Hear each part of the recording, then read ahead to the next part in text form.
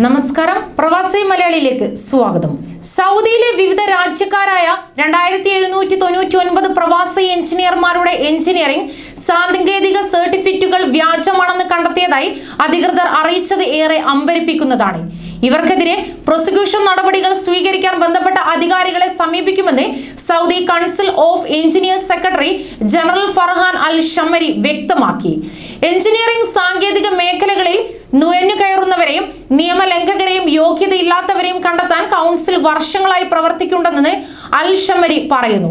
ഉയർന്ന യോഗ്യതയും വിശ്വാസ്യതയും ഗുണനിലവാരവും ആവശ്യമുള്ള സാങ്കേതികവും തൊഴിൽപരമായ ജോലികളിൽ ആവശ്യമായ യോഗ്യതകളില്ലാതെ പ്രവർത്തിക്കുന്നവരെ കണ്ടെത്തുവാനും പുറത്തിറക്കുവാനും ചെയ്യുന്നതിനുള്ള നൂതന പദ്ധതിയുടെ ഭാഗമായാണ് യോഗ്യതയില്ലാത്തവരെ കണ്ടെത്തുവാനുള്ള ശ്രമങ്ങൾ നടത്തുന്നത്.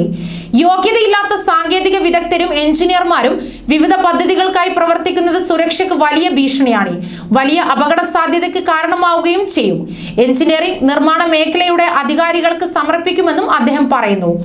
യോഗ്യതയും നിലവാരമുള്ള വിദേശ എഞ്ചിനീയർമാരെ കണ്ടെത്തുന്നതിനായി പ്രൊഫഷണൽ പരീക്ഷകൾ നടത്താൻ ആക്ടിംഗ് മുനിസിപ്പൽ റൂറൽ അഫയേഴ്സ് മന്ത്രി മജീദ് അൽ ഹൊഗൈലി ഈ അടുത്തതായി നിർദ്ദേശം നൽകിയിരുന്നു. ന്യൂസ് ഡെസ്ക് പ്രവാസി മലയാളി.